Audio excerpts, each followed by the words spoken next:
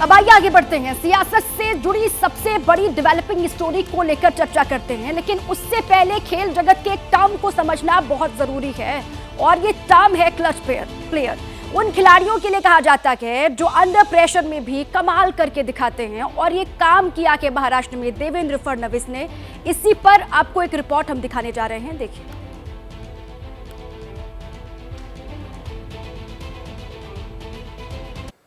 मेरा पानी उतरता देख मेरे किनारे पर घर मत बसा लेना। मेरा पानी उतरता देख मेरे किनारे पर घर मत बसा लेना। मैं समंदर हूं, लौट कर वापस आऊंगा। तो क्या महाराष्ट्र की सियासत में देवेंद्र फडणवीस के बिग बॉस होने का वक्त लौट आया है? क्या ये सियासी ज्वार भाटा फडणवीस की वजह से है? महाराष्ट्र की दूसरी सबसे बड़ी पार्टी एनसीपी आज अगर टूट की कगार पर है, तो क्या देवेंद्र फडणवीस इसके शिल्पकार हैं? 4 साल के अंदर महाराष्ट्र की सियासत में इतने ट्विस्ट एंड टर्न्स आए कि अच्छे पॉलिटिकल पंडितों का दिमाग घूम गया। लेकिन सियासत की इस अंडर प्रेशर सीक्वेंस में अगर कोई क्लच प्लेयर बनकर उभरा है, तो वो नाम है देवेंद्र फडणवीस। बीजेपी ने जब जैसा चाहा, फडणवीस ने तब वैसी परफॉर्मेंस दी। नागपुर में लगे इन पोस्टर्स को देखिए। देवेंद्र फडणवीस को महाराष्ट्र का चाणक्य बताया जा रहा है। बीजेपी के कार्यकर्ताओं का कहना है कि जिस तरह बीजेपी ने महाराष्ट्र में ऑपरेशन शिवसेना के बाद ऑपरेशन एनसीपी को एग्जीक्यूट किया है, उसमें देवेंद्र फडणवीस ने एक क्लच प्लेयर की तरह खेल दिखाया है, यानी वो खिलाड़ी जो ज्यादा प्रेशर में अच्छा खेलता है। महाराष्ट्र में देवेंद्र फडणवीस जी को एक बड़ा कुशल राजनीतिज्ञ माना जाता है, इसमें कोई दो राय नहीं। अभी देखिए, जो कुछ भी महाराष्ट्र में पिछले 3 दिनों में जो हुआ है, जिस तरह से सारी डेवलपमेंट हुए हैं, उसमें निश्चित तौर पर एक बाजी जो है उन्होंने बीजेपी को आज जिस तरह से महाराष्ट्र में बीजेपी को एक विक्टोरियस पार्टी के रूप में प्रोजेक्ट किया है, और है भी।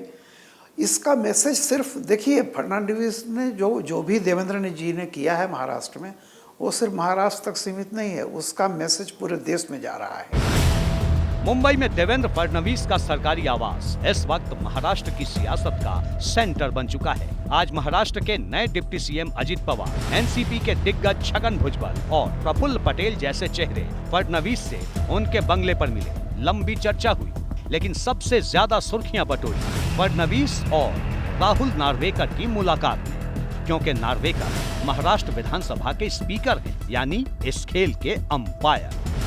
वैसे तो स्पीकर का जो पद होता है वह दलीय राजनीति से ऊपर उठ के होता है, ये सही है।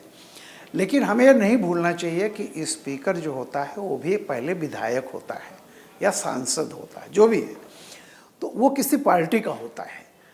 उससे उम्मीद की जाती है कि निष्पक्ष रहेगा, लेकिन ये तो उम्मीद अगर किसी को है कि जिस पार्टी से है उसका वो नुकसान करेगा या उसके खिलाफ चला जाएगा, ऐसा होता नहीं है।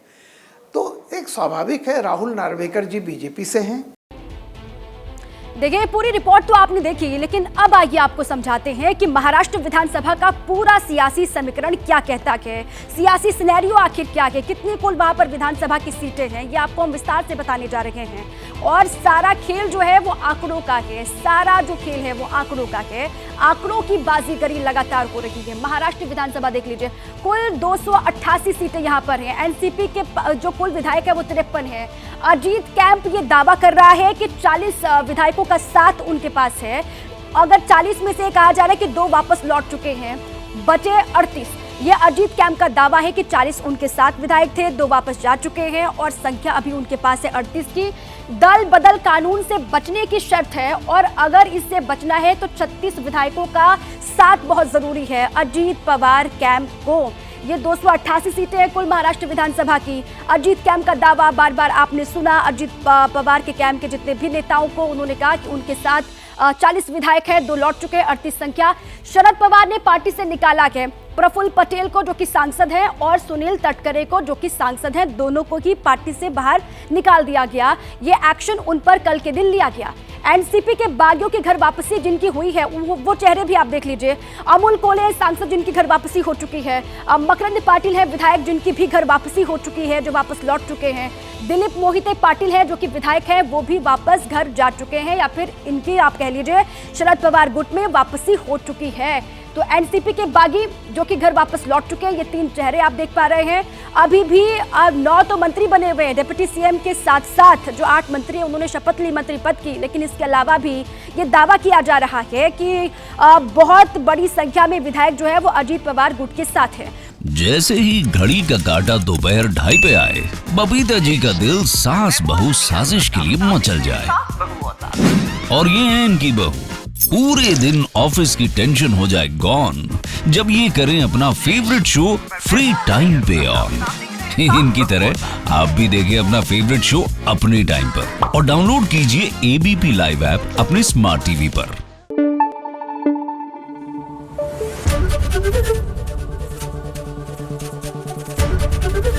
एबीपी न्यूज आपको रखे आगे।